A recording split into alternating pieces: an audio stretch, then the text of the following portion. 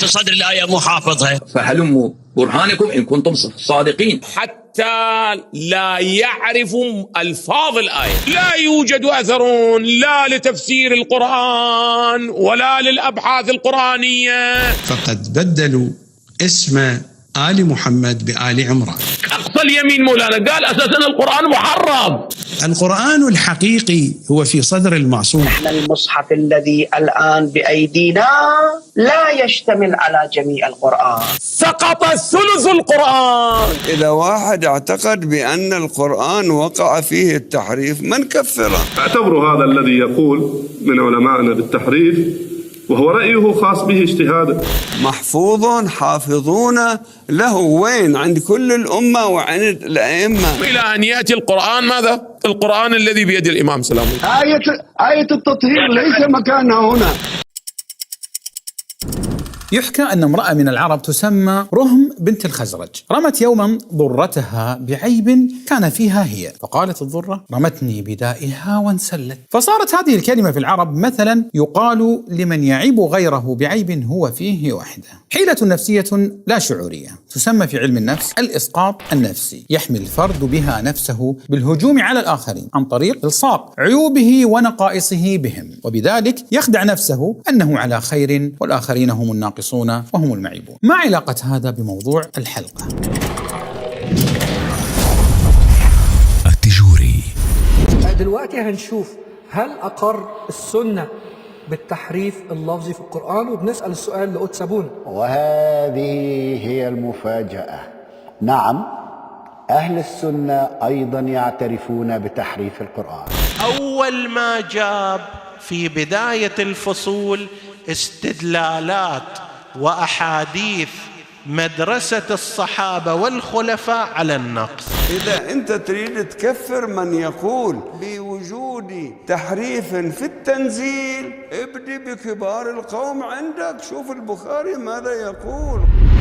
السلام عليكم. يحلو لبعض الشيعة وكذلك من تابعهم من المنصرين وغيرهم من قبيل الدفاع عن أنفسهم عندما يواجهون بما عندهم أن يلصقوا بعلماء أهل السنة القول بتحريف القرآن، مع أنهم آخر من يتكلم في هذا الأمر. فمعممي الشيعة حاله وحال مصادرهم ومراجعهم مع القرآن الكريم هو كما رأينا في الحلقات السابقة. والنصراني أجدر أن يبحث في أصل كتبه المقدسة التي حالها يثير الشفقة، فبدلا من أن يجتهدوا في مراجعة ما عندهم وتبين الحق أو الرد العلمي على التهم الموجهة لهم، لجأ بعضهم إلى رمي غيرهم بما هو فيهم. وإذا لم تقولوا بإمام العصر عليه الصلاة والسلام فلا القرآن محفوظ ولا الشريعة محفوظ، لا كله محرف، كله خراب. إذا لم نقل بإمام معصوم وصي لرسول الله صلى الله عليه وآله وسلم يحمل جميع العلوم من رسول الله صلى الله عليه وآله وسلم فالقرآن ناقص. فالقرآن وإن المسلمين يجب عليهم أن يكفروا بالقرآن. فإنا قلنا مرارا وكرارا أن القرآن محفوظ، إن القرآن محفوظ وغير محرف، ولكن هو بخاري ومسلم وعمر وعائشة متفقون على أن القرآن ناقص. فهذا سؤال عليكم جوابها وليس علي جواب. فهل علماء السنة يقولون بتحريف القرآن الكريم حقا؟ نحتاج بداية إلى التعرف على بعض المصطلحات كي نفهم موضوعنا على وجهه الصحيح. أولا، مصطلح تحريف القرآن الكريم. التحريف لغة يعني التغيير والتبديل، وشرعا يعني التصرف البشري في النص المنزل من الله سواء بزيادة أو نقصان أو تبديل. يقول الله عز وجل: أفتطمعون أن يؤمنوا لكم وقد كان فريق منهم يسمعون كلام الله ثم يحرفونه من بعد ما عقلوه وهم يعلمون. ويقول عز وجل: من الذين هادوا يحرفون الكلم عن مواضعه. فهو بهذا المعنى بإجماع المسلمين محال في حق القرآن الكريم لأن الله تكفل بحفظه. ثانيا، مصطلح النسخ في القرآن. قال الله تعالى: ما ننسخ من آية أو ننسها نأتي بخير منها أو مثلها. ألم تعلم أن الله على كل شيء قدير. وقال تعالى: وإذا بدلنا آية مكان آية والله أعلم بما ينزل قالوا إنما أنت مفتر بل أكثرهم لا يعلمون. النسخ هو محو وتبديل، ولكن لا يكون إلا من الله تعالى بأمره ووحيه وحكمه عز وجل، فهو سبحانه له أن يأمر عباده بما شاء وله أن ينسخ من أوامره ما شاء. قال الله: لا يسأل عما يفعل وهم يسألون. ولا خلاف بين المسلمين في وقوع النسخ، فإن كثيرا من أحكام الشرائع السابقة قد نسخت بأحكام الشريعة الإسلامية، وإن جملة من أحكام هذه الشريعة أيضا قد نسخت بأحكام أخرى من هذه الشريعة نفسها، مثل ما جاء القرآن الكريم بنسخ حكم التوجه في الصلاة من القبلة الأولى وهي المسجد الأقصى إلى القبلة الثانية وهي الكعبة المشرفة، والأمثلة كثيرة. وإن وجد خلاف بين علماء المسلمين حول النسخ فهو في تفاصيل ما هو منسوخ وما هو ناسخ. التوراة كلام الله التي نزلت على موسى، الإنجيل كلام الله الذي نزل على عيسى. أين التوراة والإنجيل؟ نسخها القرآن الكريم. فهناك أحكام تنسخ وهناك ألفاظ تنسخ، والله تبارك وتعالى يقول: ما ننسخ من آية أو ننسها نأتي بخير منها أو مثلها. ويقول: وإذا بدلنا آية مكان آية يمحو الله ما يشاء ويثبت وعنده أم الكتاب.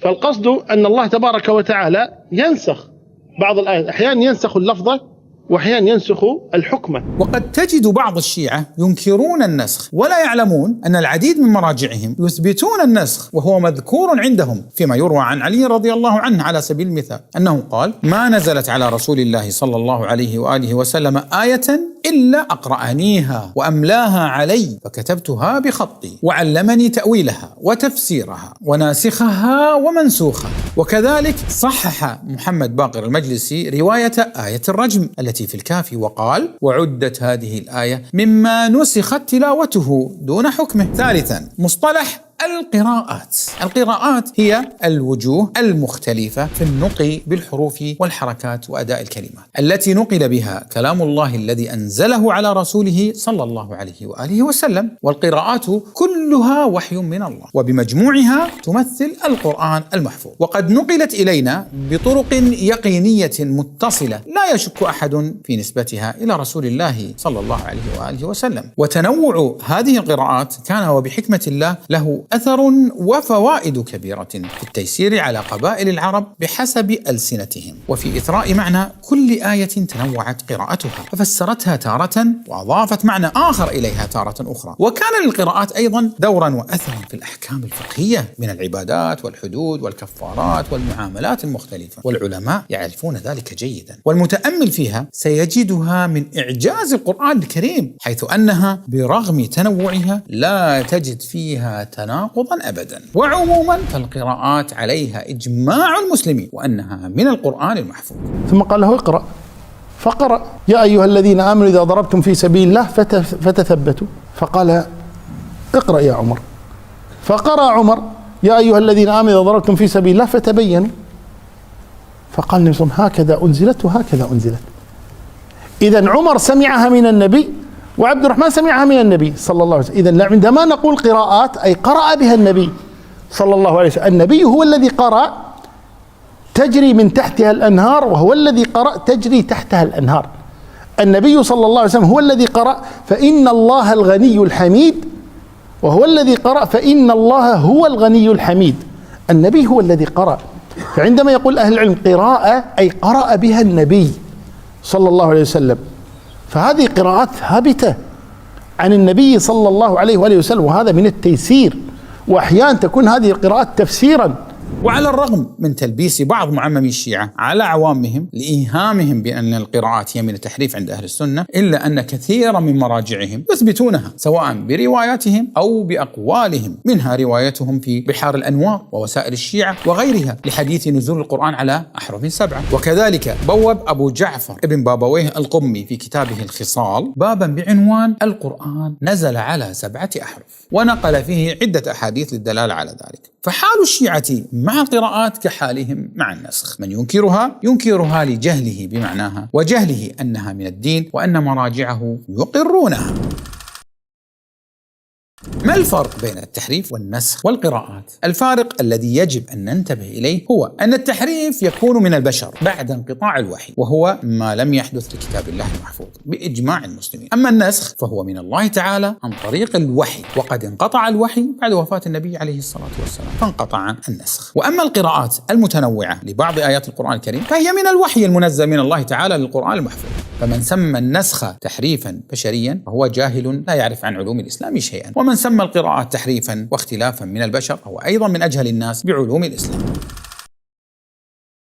عندما يواجه كثير من معممي الشيعة بما في كتبهم من روايات واعتقادات لمراجعهم حول تحريف القرآن الكريم، يسارعون باتهام أهل السنة بأنه قد ورد عندهم أيضا روايات تقول بالتحريف، وبناء عليه فلا فرق بين السنة والشيعة، فالكل يعتقدون بالتحريف بحسب أصحاب ذلك الرد. فهل هذا الأمر حقيقي؟ الإجابة ببساطة هي: لا يوجد عالم واحد من علماء المسلمين المعتبرين من غير الشيعة يعتقد بأن القرآن محرف، ولا يوجد عالم واحد من علماء أهل السنة المعتبرين يورد رواية واحدة من باب أنها اعتقاد بتحريف القرآن الكريم أو يعنون لها بذلك، كما هو الحال عند علماء الشيعة. بل إن علماء أهل السنة يجمعون ويصرحون في كتبهم وفي كل مقام بكفر من اعتقد ذلك، ويصرحون بخروجه عن ملة الإسلام إن قامت عليه الحجة، بعكس علماء الشيعة الذين لا يصرحون بذلك. وما نقل القرآن وحفظ إلا من طريق أهل السنة، وكل أسانيد رواية القرآن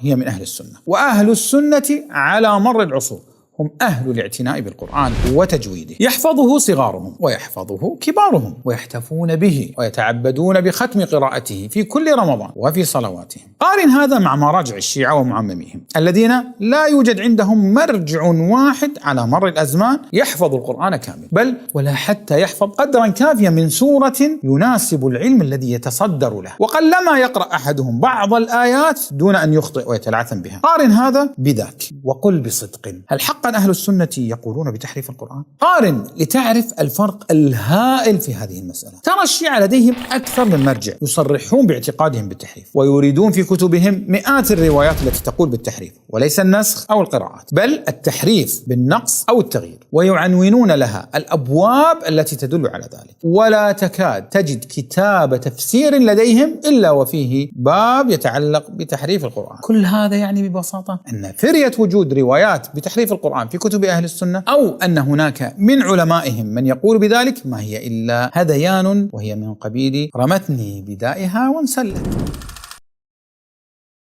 أما عن الروايات التي يستدلون بها على زعمهم فالإجابة الجامعة هي: قسم من هذه الروايات ضعيف أو مكذوب لا يحتج به المسلمون ويرفضونه، مثل الرواية الواردة عند الطبراني والمكذوبة على عمر رضي الله عنه أنه قال القرآن 1027 حرف. قسم آخر يدخل في باب الإخبار بالنسخ، مثل ما يذكرونه عن روايات الرجم. والنسخ كما ذكرنا ليس تحريفا بشريا، بل هو من عند الله، وقد انتهى بانقطاع الوحي واكتماله، وبقي بين أيدينا القرآن المحفوظ. وكتب الشيعة تعترف بالنسخ أساسا، وقد ذكر الكليني آية الرجم في الكافي، وقال محقق الكافي علي أكبر الغفاري: نسخت تلاوتها. وهذا معلوم ولكنهم يشربون. صحيح، هذه الرواية وردت في الكافي عن إمامنا الصادق، وأن هذه الآية هي آية الرجم. وقسم آخر يتكلم عن القراءات أو الأحرف السبعة، وهي كما ذكرنا كلها قرآن ووحي محفوظ وليس بتحريف بشري. وكما ذكرنا من قبل روايات الأحرف السبعة موجودة أيضا عند الشيعة في مصادرهم، لأن القرآن أكو روايات كثيرة أن القرآن نزل على أحرف 7. خلاصة الكلام: لا يوجد في كتب السنة رواية تصح تدل على التحريف من قريب أو بعيد، وإنما يذكره المفترون إنما هو من قبيل رمتني بدائها وانسلت. أخيرا أخي المشاهد، نصيحتي لك: لا تترك مثل هالادعاءات تخدعك. والحمد لله كتب السنة بعكس كتب الشيعة تماما تستطيع أن تبحث عن صحة أو ضعف أي رواية فيها، مع ذكر أقوال العلماء وذكر السبب العلمي في ذلك في الكتب أو على الإنترنت. ولا يوجد نص أو رواية حديثية في كتب السنة إلا ولها تخريج وسند معلوم حاله وحال رجاله، متوفر لجميع المسلمين، وخاصة على المواقع الإلكترونية والتطبيقات البرمجية. وفتاوى علماء أهل السنة في معتقدي تحريف القرآن موجودة، يستطيع كل واحد منكم الوصول إليها. فهل رأيت مثل ذلك عند علماء الشيعة؟ للحديث بقية إن شاء الله.